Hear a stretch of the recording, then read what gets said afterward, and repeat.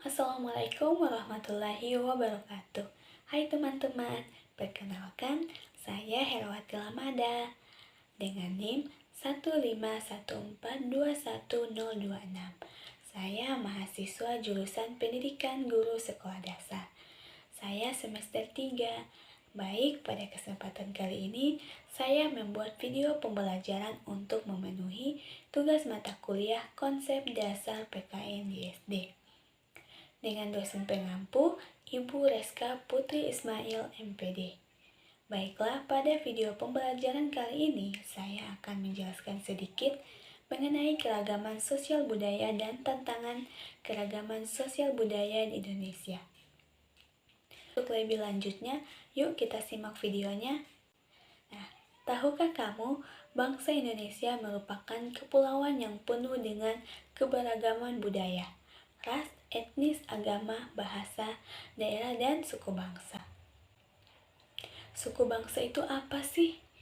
Suku bangsa adalah suatu golongan manusia yang mengidentifikasi dirinya dengan sesamanya berdasarkan garis keturunan yang dianggap sama dengan merujuk kepada ciri khas seperti budaya, bahasa, agama, dan perilaku.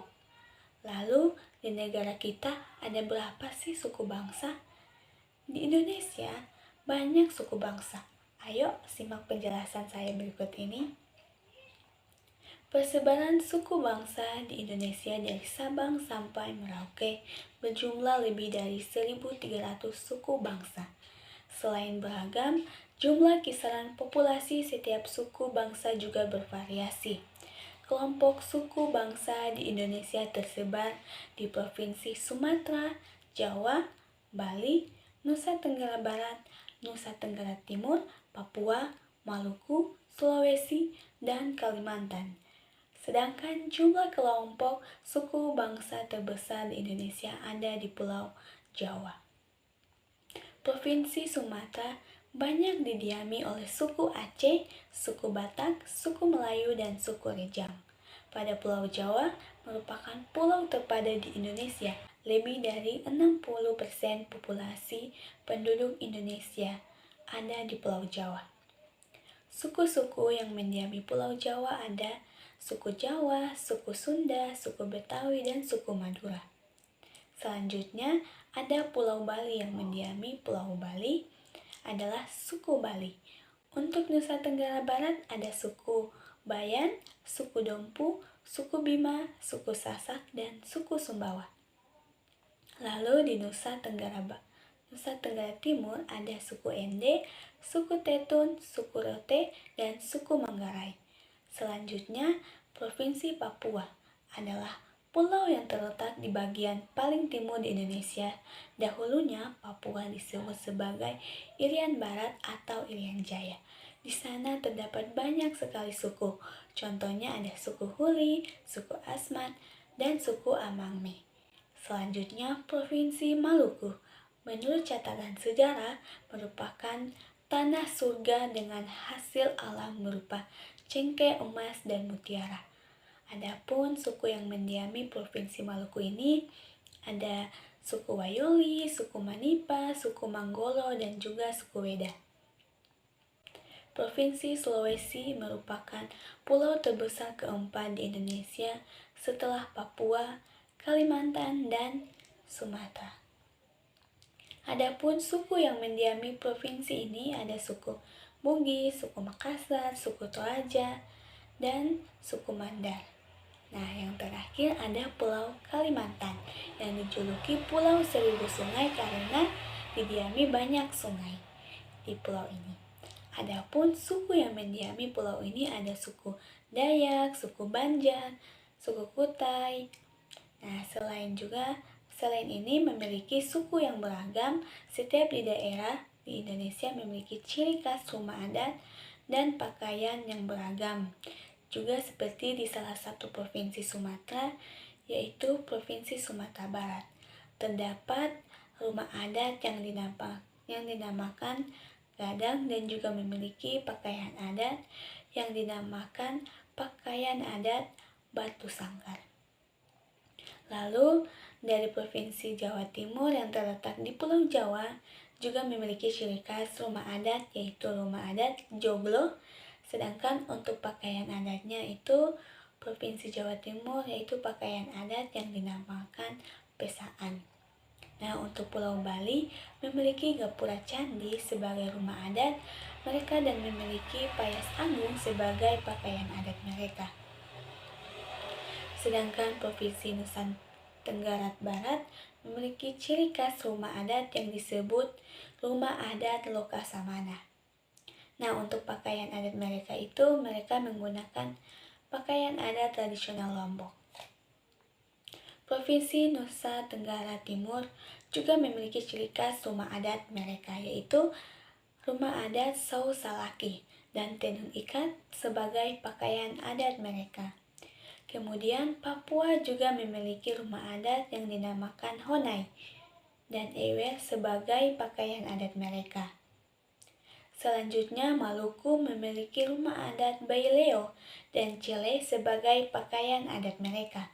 Di Sulawesi terdapat rumah adat dari Provinsi Sulawesi Selatan yaitu Tongkonan dan Bodo sebagai pakaian adat mereka. Kalimantan memiliki rumah adat sebagai ciri khas Kalimantan Tengah yaitu rumah adat Bentang dan Berantai sebagai pakaian adat mereka. Selain rumah adat dan pakaian adat, agama yang diakui di Indonesia juga beragam loh. Agama yang diakui di Indonesia ada 6, yaitu ada Islam, Kristen, Katolik, Buddha, Hindu, dan Konghucu. Nah, masjid adalah tempat ibadah bagi umat beragama Islam, gereja tempat ibadah bagi umat beragama Kristen, pura tempat beribadah bagi umat beragama Hindu, wihara tempat beribadah bagi umat beragama Buddha. Dan kelenteng adalah tempat ibadah bagi umat beragama Konghucu. Oke, selanjutnya bahasa daerah yang dimiliki oleh bangsa Indonesia juga sangat beragam sekali loh. Nah, contohnya itu seperti piye kabare dari Jawa, ahado kabar dari Batak, kumaha damang dari Sunda, ken kabar dari Bali. Lalu ada perbedaan apa lagi ya yang ada di Indonesia? Nah, kita lihat dari tarian dulu ya. Pada tari Jaipong adalah tari dari Jawa Barat, tari Serimpi dari Jawa Tengah, ada juga alat musik daerah loh, contohnya angklung dari Jawa Barat dan gamelan dari Jawa Tengah. Ada juga senjata tradisional yang terkenal di Indonesia, ada yang namanya golok dan keris. Kamu pernah tidak mendengar maling kundang dan yuyu kangkak? Nah, itu adalah contoh legenda Nusantara yang ada di Indonesia loh. Makanan khas daerah juga ada. Ada gudeg dari Jogja, ada rendang dari Padang, dan ada papeda dari Papua. Perlu teman-teman ketahui masih banyak sekali loh ragam budaya yang dimiliki bangsa kita yaitu bangsa Indonesia. Wah, selain suku Indonesia juga memiliki rumah adat, pakaian adat, dan agama. Wah, sangat banyak ya dan beragam. Apa mereka pernah bertengkar satu sama lain karena perbedaan tersebut? Nah, walaupun memiliki banyak perbedaan, bangsa Indonesia juga tetap hidup bersama dan berdampingan karena negara Indonesia memiliki semboyan Bhinneka Tunggal Ika yang memiliki makna berbeda-beda tetapi tetap satu jua. Semboyan ini menggambarkan persatuan dan kesatuan bangsa Indonesia yang terdiri dari beraneka ragam suku bangsa, budaya, ras, agama, dan bahasa. Keanekaragaman yang ada pada diri bangsa Indonesia merupakan keunggulan sekaligus dapat menjadi sumber ancaman atau tantangan. Sebab dengan adanya perbedaan tersebut mudah membuat orang-orang untuk berbeda pendapat, tumbuhnya perasaan kedaerahan, fanatisme yang berlebih-lebihan, dan masih banyak lagi. Yang akhirnya dapat menjadi sumber konflik yang membahayakan integritas bangsa. Nah, ada 5 nih sumber konflik di negara berkembang, yaitu yang pertama ada 2 suku bangsa yang bersaing untuk mendapatkan mata pencaharian yang sama. Yang kedua, salah satu suku bangsa memaksakan unsur-unsur kebudayaannya kepada suku bangsa yang lain.